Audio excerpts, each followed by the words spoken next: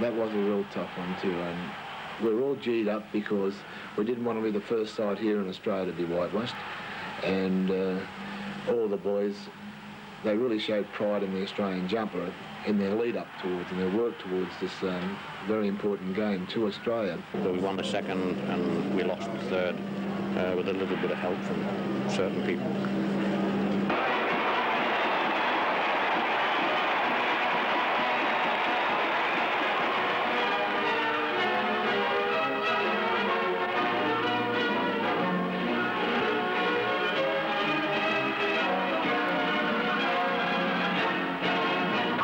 In the first two tests, Australia snatched a thrilling 18-17 win over Great Britain in the dying minutes of the sensation-packed third test in the 1962 series at Sydney Cricket Ground.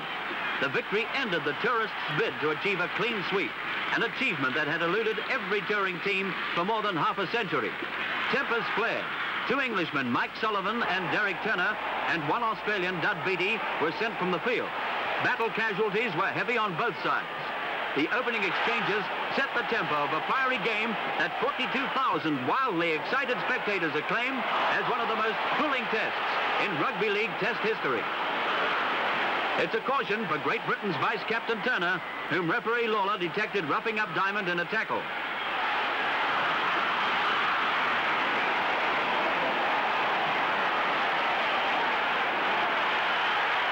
Australia went into the game without a recognized goal kicker.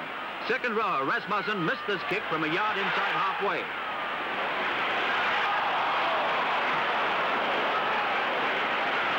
Australia's new-look defence is emphasised here as players stand up in line with the Englishman, taking Huddard when he tries to break free from a ruck. McTeague cannot get clear either.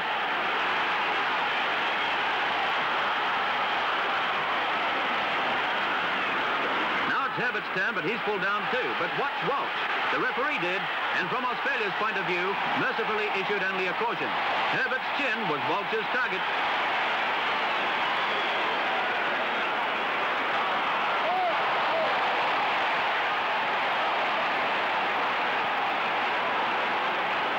Goes hard for the corner to score one of the best tries of the series.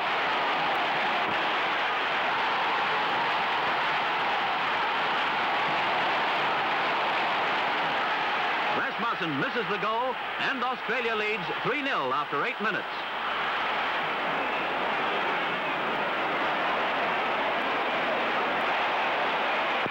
Another scrum to Australia. The home side had won 8 in a row.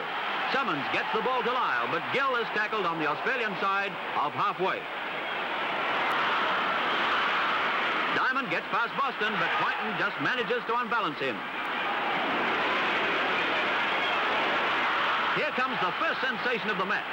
Summons whips the ball to Lumsden, who kicks when confronted by Round. Frank Drake, streaking down the centre, takes Lumsden's kick. He's over to become the first fullback to score in an Anglo Australia Test.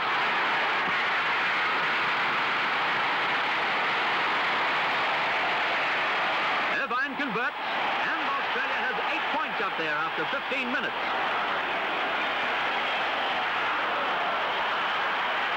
Is well tackled by Lyle and Lumsden. Sullivan is dummy half and gets the ball to Huddard, on to Poynton, then to Edgar, who disposes of it before he can be tackled. Here's English fullback Jerry Round in an enterprising dash, but he's hauled down by Diamond. The 8 points deficit has inspired Great Britain, but the Australians are defending as a team.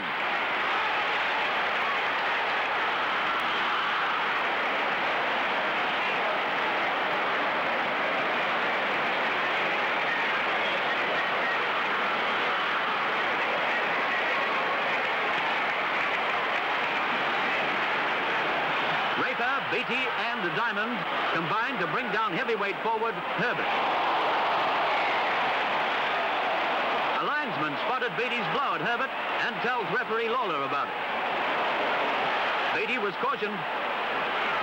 25 minutes after the start, Australia's lead was reduced to 8-5 when Fox ran over for a brilliant try after Poynton and Murphy had done the lead-up work. Fox converted, and Great Britain went into the fray with renewed vigor and confidence. Great Britain gets moving again. Pointing to Edgar, who pushes off Summons, gets the ball to Murphy. Although Raper gets to him, Murphy turns the ball inside to Ashton to score between the posts.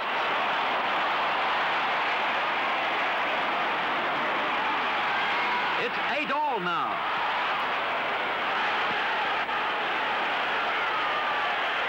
Fox's easy goal makes it 10-8 with 4 minutes left for play in this half. Murphy tries to get going from a scrum, but his pass is charged down.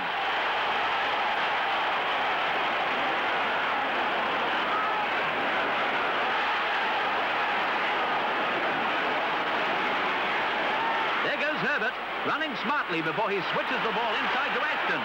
Again he is away, but this time Summons halts his progress with a fine diving tackle. Walsh literally was a mile offside when he handled this ball. A costly error too, because Fox is in fine form with his goal kicking to make the score Great Britain 12, Australia 8.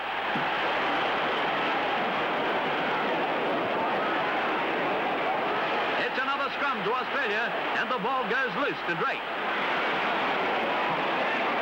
Turner pulls him down. The ball goes to Gill, but Fox is there.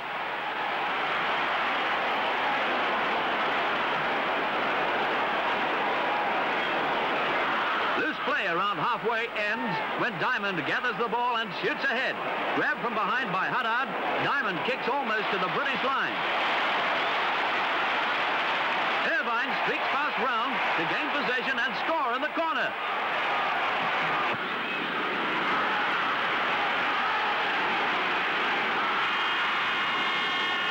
Missed the goal. The teams leave the field with Great Britain leading 12-11.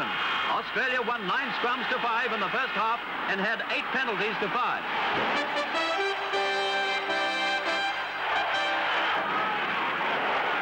The second half is underway with Irvine as dummy half after Gill is tackled. Summons ducks under Murphy's tackle but goes to ground at Edgar's feet. Summons was hurt and had trouble getting up. Gill cleverly takes the ball past ankle high to him and shoots ahead. Rasmussen gets the ball to Beavers, who is held down by Herbert and Huddard.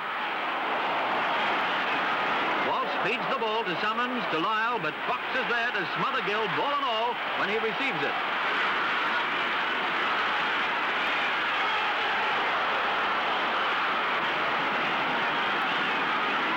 Beattie sends to Walsh, to Carson, to Diamond, who is stopped by Turner and Ashton deep in Great Britain's half. Ashton's indiscreet blow at Diamond's ear is reported to referee Lawler.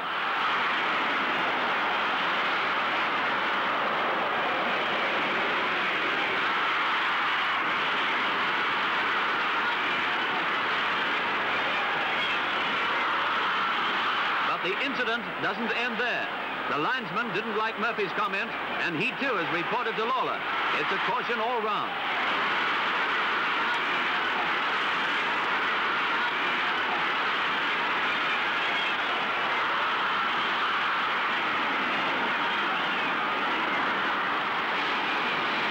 The incident, however, was a pointer to things to come as tempers became frayed and tension mounted.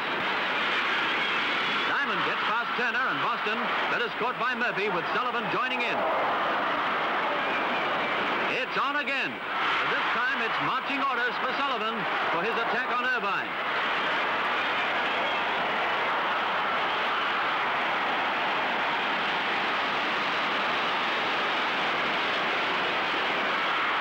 Great Britain is a man short after only 6 minutes.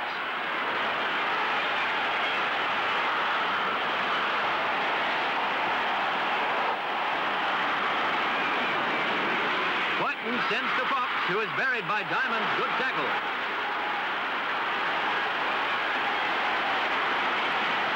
Turner, McTeague, and Herbert figure in this typically British forward move.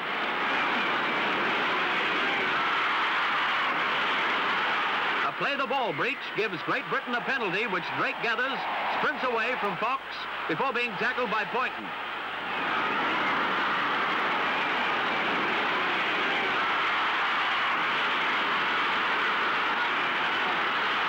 Britain 12, Australia 11, but here's a chance for Australia. Australia with Lumsden in full flight on a 60-yard dash. Hesitating, he gives Brown the only chance he had of getting to him. Australia wins the scrum. Lumsden runs into solid defence.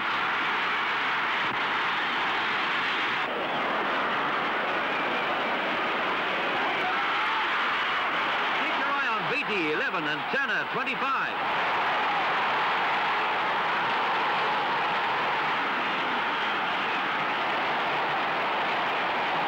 Beattie's down.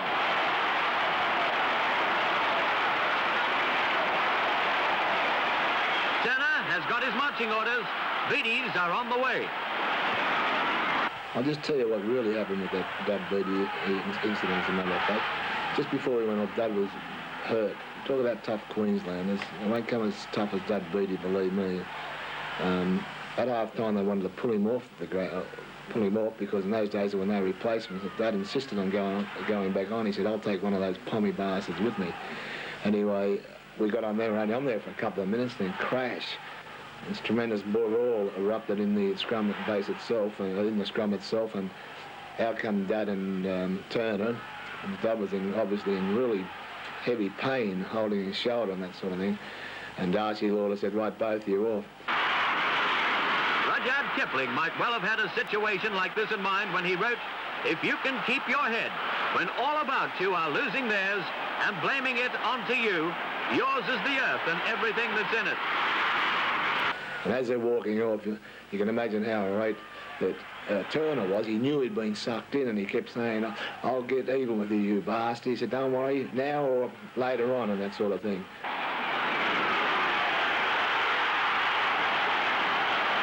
Now Australia has 12 players, Great Britain 11, but Great Britain has 12 points and Australia 11.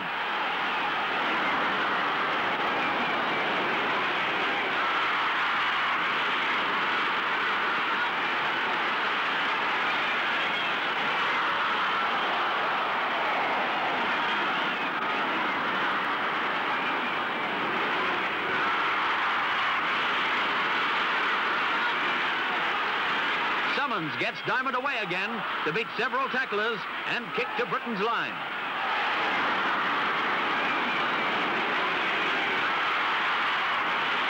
Boston narrowly beats Drake for the ball. This is the try that is still talked about. From a scrum 45 yards out, Britain's halfback genius Murphy completely outthinks the opposition to score without a finger being placed on him.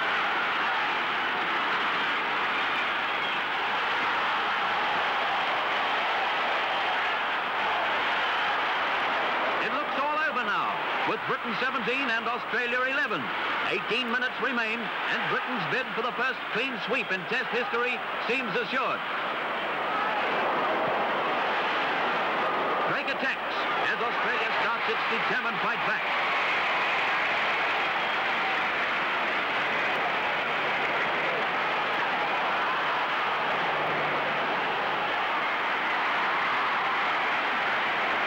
Boston's crash tackle of Summons levels the numerical strength of both sides. Summons has taken off. Tempers continue to rise. No quarter was given or sought. Australia, without a regular goal kicker, tried Irvine for this penalty, which put Australia back in the firing line with the scores 17-13. Only 9 minutes remain. But more importantly, from Australia's point of view, Summons is back onto the field to mastermind the biggest sensation of the match.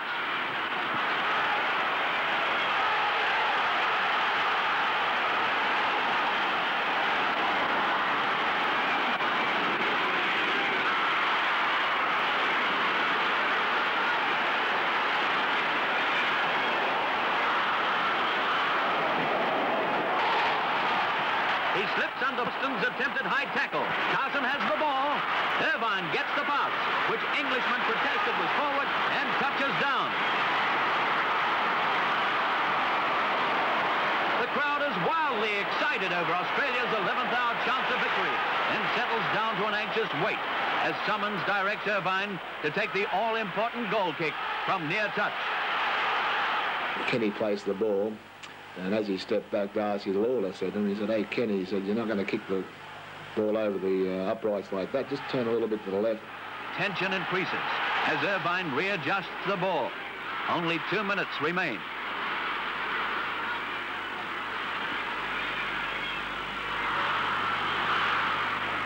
Now he's ready. In he comes. Spectators behind the goalpost roar their verdict even before the flags go up.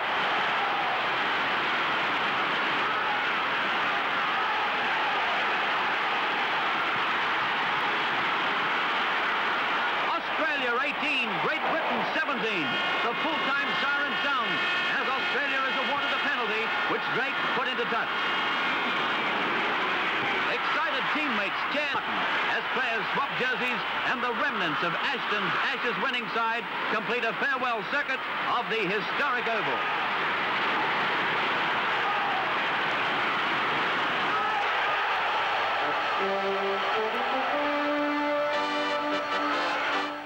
Stay with us on 10 for the